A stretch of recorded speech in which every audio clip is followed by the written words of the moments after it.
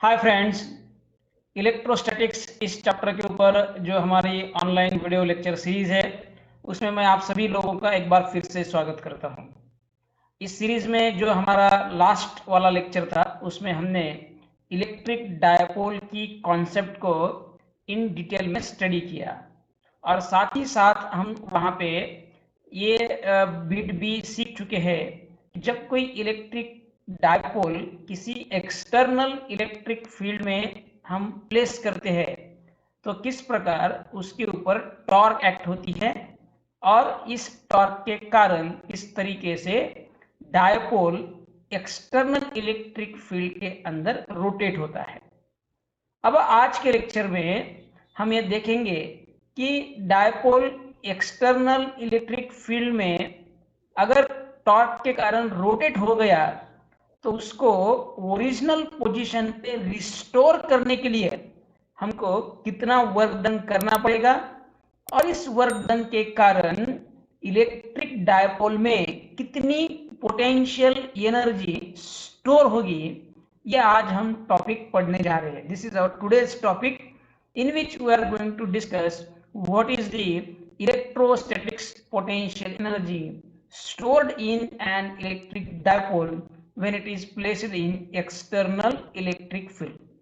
तो इसके पहले जरूरी है कि आपने इसके पहले वाला वीडियो लेक्चर ठीक तरीके से देखा हो, उसको स्टडी की हो, क्योंकि वहां पे हमने इलेक्ट्रिक डायपोल की जो कॉन्सेप्ट है उसके सभी फंडामेंटल्स को क्लियर किया है। अगर वो आप वीडियो अब तक नहीं देख चुके हैं तो उसकी लिंक डिस्क्रिप्शन बॉक्स में प्रेजेंट है।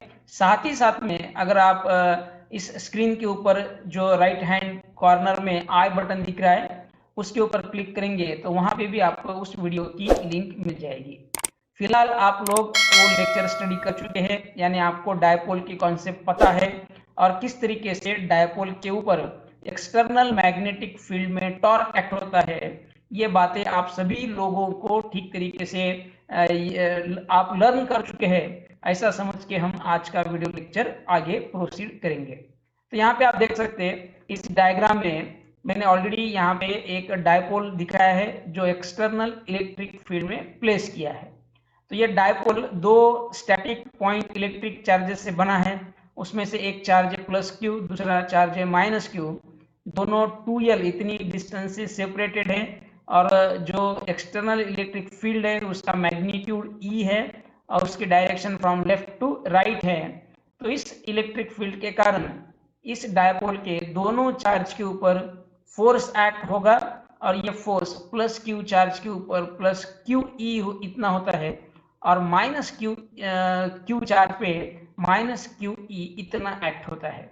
और यहाँ पे आप देख सकते हैं जो डायपोल लेंथ है या फिर जो इलेक्ट्रिक डायपोल मोमेंट है इस डायपोल की, वो इलेक्ट्रिक फील्ड के साथ थीटा इतना एंगल बना रही है। तो ये जो दो फोर्सेस इस डायपोल के ऊपर एक्ट हो रहे हैं, ये दो फोर्सेस आप देख सकते हैं इनका मैग्नीट्यूड इक्वल है। ये जो पहला वाला फोर्स है इसका सिर्फ मैग्नीट्यूड कंसीडर करेंगे तो ये मैग्नीट्यूड है QE। दूसरा वाला जो फोर्स है इसका भी मैग्नीट्यूड कंसीडर करेंगे तो वो भी है QE। यहाँ पे प्लस साइन इस फोर्स की डायरेक्शन बता रहा है, प्लस साइन इंडिकेट करता है कि इस फोर्स की direction same as that of electric field है। यहाँ पे जो माइनस साइन है वो इस फोर्स की डायरेक्शन को रिप्रेजेंट कर रहा है और माइनस साइन इंडिकेट करता है कि ये वाले फोर्स की डायरेक्शन इलेक्ट्रिक फील्ड की जो डायरेक्शन है उससे अपोजिट है। तो जब हमने ये डायपोल इस इलेक्ट्रिक फील्ड में प्लेस किया तो इसके ऊपर दो equal forces of equal magnitude but opposite in direction act हो रहे हैं और ये दोनों फोर्सेस मिला के सिस्टम बनाते हैं जिसको हम बोलते हैं couple. And what is effect of couple? Effect of couple is to rotate the dipole. तो ये दो फोर्सेस जो है जो मैग्नीट्यूड में सेम है मगर उनकी डायरेक्शन एक दूसरे का अपोजिट है, एक दूसरे को एंटी पैरेलल एक्ट कर रहे हैं। तो ये दो फोर्सेस मिला के यहाँ पे एक सिस्टम एक्ट करते हैं, उसको हम कपल बोलते हैं या टॉर्क बोलते हैं। सो इस जो कपल की एक्शन है इसको हम in terms of physical quantity measure करते हैं, that is called as torque of a couple. So how this torque is calculated, इसको हमने लास्ट लेक्चर में इन डिटेल में स्टडी किया है, फिर भी यहाँ पे हम शॉर्टकट में टॉर्क की फार्मूला को देखेंगे तो ये दो फोर्सेस, दो इक्वल और अपोजिट फोर्सेस इस डायपोल के ऊपर जो टॉर्क एक्ट कर रहे हैं उसका फार्मूला हमने लास्ट वाले लेक्चर में देखा था। Torque acting on the dipole is equals to magnitude of one of the forces producing the torque. ये जो टॉर्क प्रोड्यूस करने वाली ये जो दो फोर्सेस है, ये दो में से किसी भी एक फोर्स का magnitude of one force multiplied by the distance between these two forces which we call to be moment arm। तो इसको हमने लास्ट वाले लेक्चर में इन डिटेल में देखा, ये मोमेंट आर्म हम किस तरीके से कैलकुलेट करते हैं।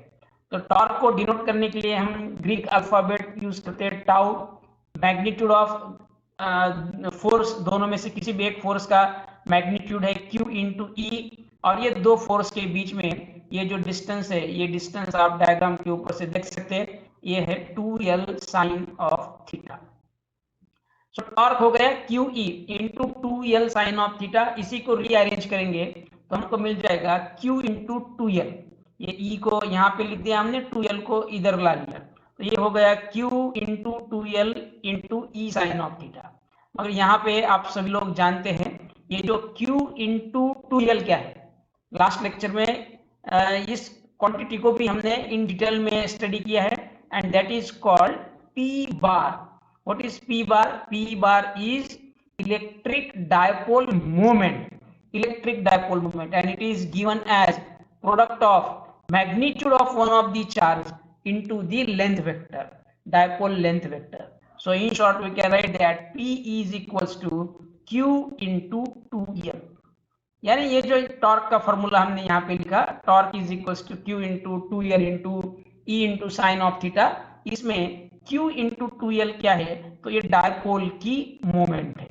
सो will replace this Q into 2L by P, then we will get tau is equals to P into E into sine of theta. This is the formula in terms of scalar for the torque acting on dipole in external electric field. इसी को हम vector में लिख सकते हैं क्योंकि torque after all एक vector quantity है। So in vector form, this formula can be expressed as tau bar is equals to P bar cross of E bar। So this was the learning from last lecture। यहाँ पे हमने एक बात और concentrate की थी last वाले lecture में। चलो इसके ऊपर टॉर्क एक्ट हो रहा है, डायपोल के ऊपर टॉर्क एक्ट हो रहा है। जब भी हम हमारी लर्निंग क्या है, मैं इसको एक बार फिर से आप लोगों के लिए रिवाइज करता हूँ। जब भी कोई इलेक्ट्रिक डायपोल किसी एक्सटर्नल फील्ड में, किसी एक्सटर्नल इलेक्ट्रिक फील्ड में प्लेस होता है, तो उस इलेक्ट्रिक फील्ड के कारण उस डायपोल के ऊपर टॉर्क एक्ट होता है। What is effect of torque? Torque का इफेक्ट क्या है? तो टॉर्क का इफेक्ट है चीजों को रोटेट करना। That's why the torque due to electric field will try to rotate this dipole. ये वाला जो डायपोल है, समझो यहाँ पे एक चार्ज है, यहाँ पे एक चार्ज है।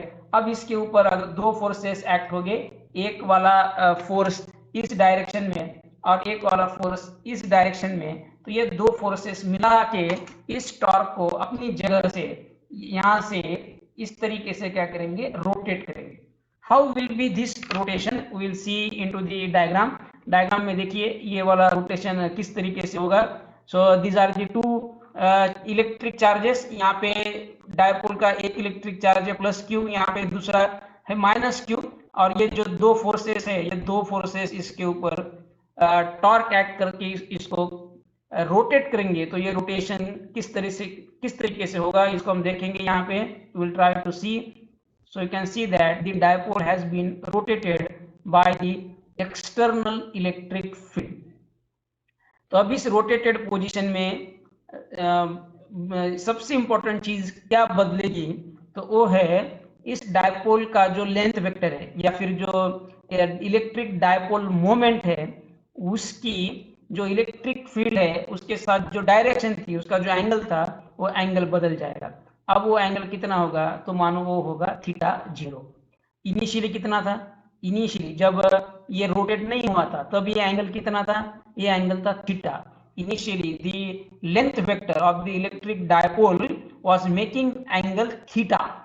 Okay, this P bar was making angle theta, and now due to this rotation, this angle has changed from theta to theta 0. So theta 0 is angle after the rotation. पहले before rotation था theta, rotation के बाद हो गया theta 0. Okay, यानी dipole अपनी जगह से रोटेट होगा. अब समझो हमें इस डायपोल को उसकी ओरिजिनल पोजीशन पे रिस्टोर करना है. यानी अब डायपोल कितना एंगल बना रहा है इलेक्ट्रिक फील्ड के डायरेक्शन के साथ, थीटा 0. तो उसको रोटेट करके इस तरीके से उसको रिस्टोर करना है उसकी ओरिजिनल पोजीशन पे. फिर से उसकी जो डायपोल मोमेंट है वो इस इलेक्ट्रिक फील्ड के साथ कितना एंगल बनाएंगी, थीटा इतना एंगल बनाएंगी. So now we are required to rotate this electric dipole. देखिए इलेक्ट्रिक डायपोल पहले यहाँ पे था और इलेक्ट्रिक फील्ड के कारण ये रोटेट हो गए, इस तरीके से रोटेट होके यहाँ पे आ गया. अब हमें क्या करना है, इसको रिस्टोर करना है. तो रिस्टोर करने के लिए हमें फिर से टॉर्क एक्ट करना पड़ेगा. ये वाला टॉर्क मगर अब अपोजिट डायरेक्शन में होगा. पहले वाला टॉर्क इस डायरेक्शन में डायपोल को रोटेट कर रहा था, अब उसको रिस्टोर करने के लिए अपोजिट टॉर्क इसके ऊपर एक्ट करना पड़ेगा, जिसका मैग्नीट्यूड तो पहले वाले टॉर्क के जितना ही होगा मगर डायरेक्शन क्या होगी, अपोजिट होगी. तो इस प्रोसेस में हमें वर्क डन करना पड़ेगा. समझो मानो हम ये टॉर्क टाउ यूज करके इस डायपोल को रोटेट कर रहे हैं. कितने एंगल से रोटेट कर रहे हैं, मानो थीटा इतने एंगल से रोटेट कर रहे हैं. तो इस केस में जो हमें वर्क डन लगेगा उस वर्क डन का फॉर्मूला हम किस तरीके से देते हैं. So the formula is given as, the formula for work done in restoring the dipole in external electric field is given as W is equals to integration of tau external with respect to d theta from theta 0 to theta. यहाँ पे theta 0 क्या है, initial angle है, और theta क्या है, final angle है. ये फॉर्मूला कैसा है हम एक बार इसको देखने की कोशिश करेंगे. देखिए तो वर्क डन, समझो मानो हम टाउ इतना फोर्स एक्ट करके ये जो यहाँ पे रोटेशन है वो एक्सट्रीमली स्मॉल क्रिएट करते हैं. तो उस केस में जो वर्क डन होगा वो भी इनफाइनाइटेसिमल होगा. तो infinitesimal work done is given as tau into d theta. अगर डी थीटा इतने इनफाइनाइटेसिमल एंगल से अगर इस डायपोल को उसकी जगह से रोटेट करना है तो वर्क डन कितना लग रहा है, dw is equals to tau into d theta. और समझो हमें इस डायपोल को रिस्टोर करना है ओरिजिनल पोजीशन पे, तो उसके लिए रोटेशन कितना क्रिएट करना पड़ेगा. तो इनिशियली ये डायपोल का एंगल कितना है, अब थीटा 0 है ना. इस रोटेटेड पोजीशन में ये डायपोल की मोमेंट कितना एंगल बना रही है इलेक्ट्रिक फील्ड के साथ, थीटा 0. तो यहां से इसको इस तरीके से रोटेट करना है कि इसका एंगल बन जाए थीटा. यानी इनिशियल एंगल हो गया थीटा 0, फाइनल एंगल हो गया थीटा. तो इतने रोटेशन के लिए जो वर्क डन लगेगा वो वर्क डन ऐसे बहुत सारे dw को ऐड करके बनेगा. ये सभी dw की एडिशन करनी पड़ेगी. मानो ये जो थीटा इतना एंगल से हम रोटेट कर रहे हैं और वो ऐसे बहुत सारे डी थीटा को मिला के बन रहा है. तो ये सभी डी थीटा इतने रोटेशन क्रिएट करने के लिए हमें बहुत सारे dw इतने वर्क डन करने पड़ेंगे. तो टोटल वर्क डन कितना होगा, तो ये सब dw के एडिशन जितना होगा, यानी total work done w will be many times addition of dw, that is summation of dw, and that can be found out from integration of dw within the limit theta 0 initial limit to the theta final limit. और dw की value क्या है, dw की value है tau into d theta. तो ये formula क्या हो गया, integration from theta 0 to theta tau into d theta. This is how we bring this formula for the work done in rotating the dipole from initial angle theta 0 to final angle theta. Okay. So it is integration of tau into d theta.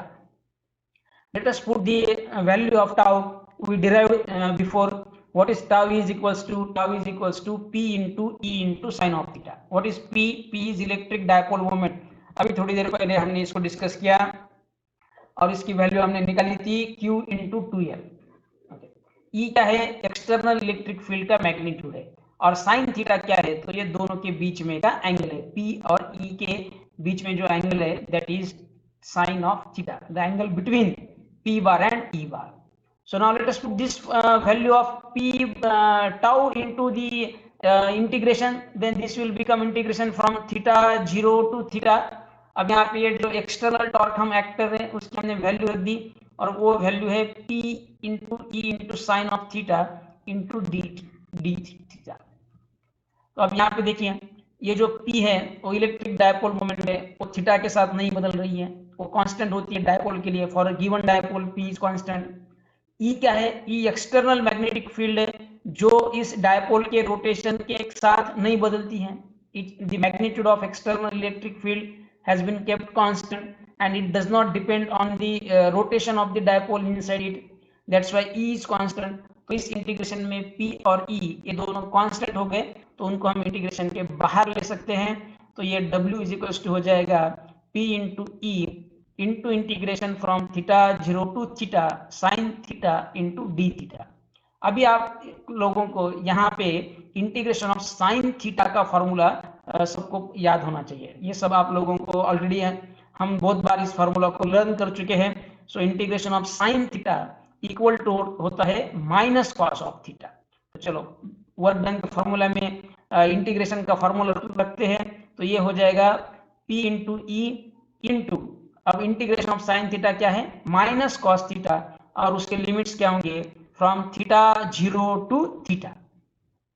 तो अभी limits का formula आपको पता है, upper limit minus lower limit, यानी cos of theta के term में पहले थीटा की वैल्यू ये अपर लिमिट रखनी है, और माइनस बाद में थीटा की वैल्यू कितनी रखनी है, लोअर लिमिट रखनी है। So then this will become work done W is equals to P into E as it is, ये वाला माइनस भी एज इट इज। अब कॉस ऑफ अपर लिमिट फॉर्मूले में का माइनस, क्योंकि फॉर्मूला क्या है, upper limit minus lower limit, so this minus is from formula of limit, and then in bracket again ये minus cos theta as it is, minus cos as it is, और अब theta की value रखेंगे lower limit, तो ये हो जाएगी minus cos of theta 0।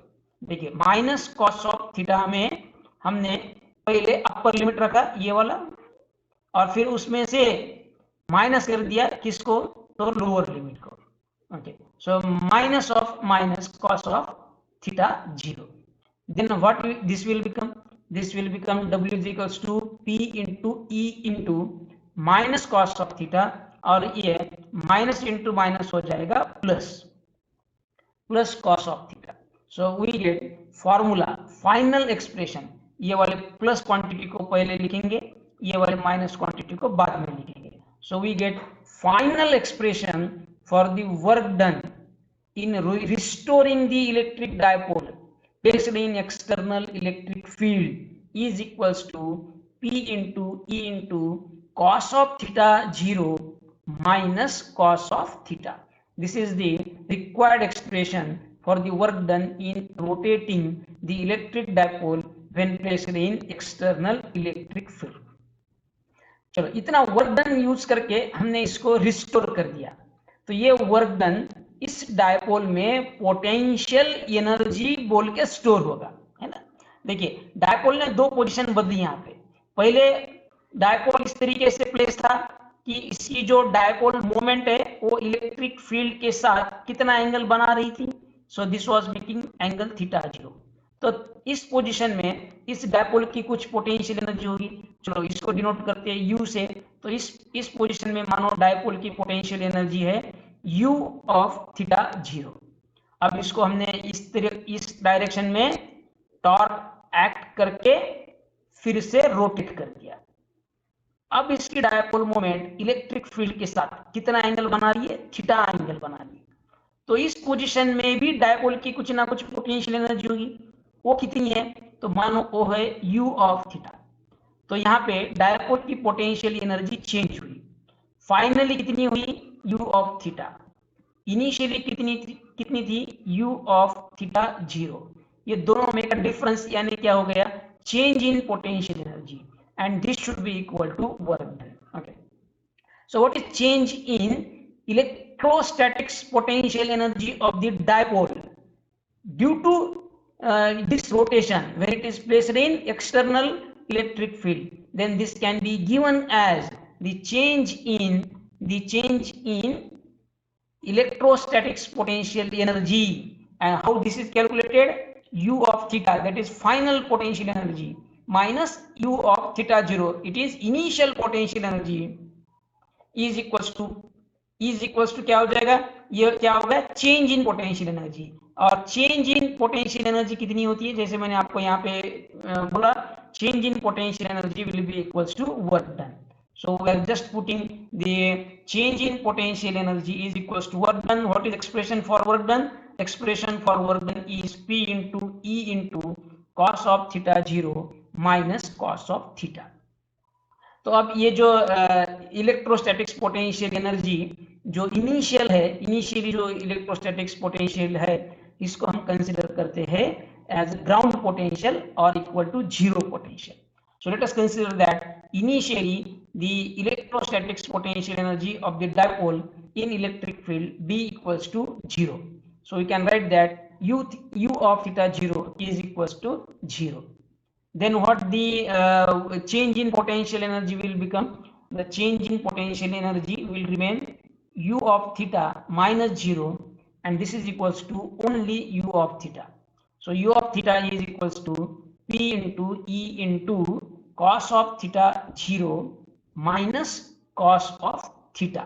देखिए राइट हैंड साइड में कोई चेंज नहीं है, चेंज सिर्फ लेफ्ट हैंड साइड में हुआ, क्योंकि हमने जो इनिशियल पोटेंशियल एनर्जी है इसको ग्राउंड कंसीडर किया या इसको हमने जीरो कंसीडर किया. So this is how we get expression. जो हमारा आज का लेक्चर था उसके लिए हमको बेसिक एक्सप्रेशन मिल गया, और वो एक्सप्रेशन क्या है? The electrostatics potential energy of an electric dipole in external electric field U of theta is equals to P into E into cos of theta 0 minus cos of theta. So now we can extend this formula of the potential energy for some special cases. We will consider two cases. हम दो cases consider करेंगे. पहले वाली case हम ये consider करेंगे, मानो initially electric dipole इस तरीके से इलेक्ट्रिक फील्ड में प्लेस किया गया था कि उसकी जो लेंथ वेक्टर है या उसकी जो डायपोल मोमेंट है वो इलेक्ट्रिक फील्ड को परपेंडिकुलर थी. आप डायग्राम में देख सकते हैं. तो यहाँ पे ये जो P बार वेक्टर है इस डायपोल का, वो इलेक्ट्रिक फील्ड के साथ कितना एंगल बना रहा है? तो एंगल बना रहा है 90 डिग्री. यानी initially the electric dipole is perpendicularly placed in external electric field. In that case what will happen? The initial angle theta 0 is equals to 90. Theta 0 is equals to 90. तो cos of theta 0 is equals to क्या हो जाएगा? cos of 90, and this is equals to 0. cos of 90 is 0. चलो इसको ये वाले formula में रखते हैं. तो इस केस में अगर इनिशियली जब हम डायपोल को एक्सटर्नल इलेक्ट्रिक फील्ड में प्लेस कर रहे हैं, तभी अगर वो डायपोल इलेक्ट्रिक फील्ड की डायरेक्शन को परपेंडिकुलरली प्लेस किया है तो इलेक्ट्रिक पोटेंशियल एनर्जी कितनी बन जाएगी? So this will become U of theta is equals to PE into ये cos ऑफ थीटा 0 की वैल्यू 0 हो गई. सो 0 माइनस ये क्या हो जाएगा? 0 minus cos of theta equal to this will become minus cos of theta. So bracket में क्या आ जाएगा? Minus cos of theta. So we get potential energy, the electric potential energy of electric dipole when it is initially placed perpendicular to external electric field is given as P into E into minus cos of theta. In short, we can write minus PE cos of theta. So this is the expression for the potential energy of dipole in first case. Now we will see the second case. In second case, ये जो minus PE cos of theta है, इसी को अगर vector form में हम लिखेंगे तो ये हो जाएगा minus P bar into E bar. Okay, P bar dot product of E बार. यहाँ पे आपको कॉन्सेंट्रेट करना है, क्रॉस नहीं है, क्योंकि यहाँ पे क्या था? कॉस था. हाँ, यहाँ पे साइन होता था तो यहाँ पे क्रॉस आता था. Okay, so U of theta is equals to minus P bar into E bar. Now we will consider the second case. In second case हम इनिशियली डायपोल को इस तरीके से प्लेस करेंगे, मानो उसकी जो डायपोल मोमेंट है वो इलेक्ट्रिक फील्ड की डायरेक्शन को पैरेलल है, so that the angle between those two vectors P bar and E bar will become 0। तो इस केस में हमने डायपोल को कैसे प्लेस किया है कि उसकी ये जो डायपोल मोमेंट है P बार और ये जो इलेक्ट्रिक फील्ड वेक्टर है E बार, ये दोनों के बीच में एंगल कितना है 0। क्यों? क्योंकि ये दोनों की डायरेक्शन एक दूसरे को पैरेलल है। So theta 0 is 0. From that we can say that cos of theta 0 is equals to 1. So what will be formula of electric potential energy? तो इसमें इसकी वैल्यू 1 हो गई, तो ये हो जाएगा 1 minus cos of theta, and we will get electrostatics potential energy in the second case where the electric dipole was placed parallel to the direction of external electric field. U of theta is equals to P into E into 1 minus cos of theta.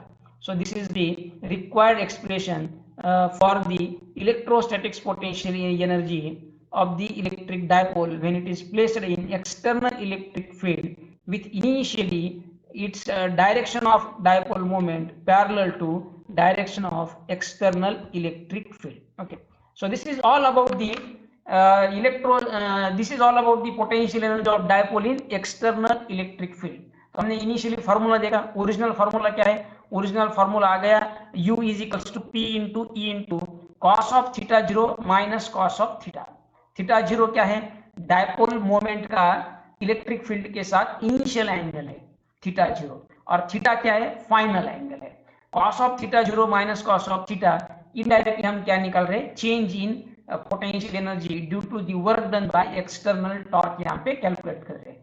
और उसके हमने दो cases देखे, उसमें से पहले case में हमने इलेक्ट्रिक डायपोल को इनिशियली परपेंडिकुलरली प्लेस किया, तो थीटा 0 की वैल्यू 90 डिग्री हो गई, कॉस ऑफ 90 0 हो गया, और फॉर्मूला आ गया P into E into minus cos of theta, और जिसको हमने वेक्टर फॉर्म में लिख दिया U is equals to minus P bar into E bar, P bar dot of E bar. और दूसरे केस में हमने डायपोल को इनिशियली पैरेलल प्लेस किया, तो थीटा 0 की वैल्यू 0 हो गई, कॉस ऑफ थीटा 0 1 हो गया। तो इस केस में हमको इलेक्ट्रोस्टैटिक्स पोटेंशियल एनर्जी का फॉर्मूला मिल गया U of theta is equals to P into E into 1 minus cos of theta. So this is all about potential energy of dipole in external electric field. Okay, तो ये video आपको कैसी लगी? ये video आपको समझ में आई क्या? डेरिवेशन में कुछ आप लोगों को दिक्कत है क्या? इसके बारे में आपका जो पॉजिटिव फीडबैक है उसको आप कमेंट बॉक्स में लिखिए। इस वीडियो को लाइक शेयर करिए। चैनल को अगर अब तक आपने सब्सक्राइब नहीं किया है तो सब्सक्राइब करिए, बेल बटन को भी प्रेस करिए ताकि आपको नोटिफिकेशन डायरेक्टली मिल सके, कहीं से आपको लिंक ढूंढने की जरूरत ना पड़े। Okay, so up to the next lecture, इसके बाद हम इसके ऊपर के कुछ न्यूमेरिकल सॉल्व करने की कोशिश करेंगे, मगर जब तक इस लेक्चर को हम यहीं पे एंड करते हैं। So I will like to express thank you and goodbye to all my dear students. Okay, so once again thank you.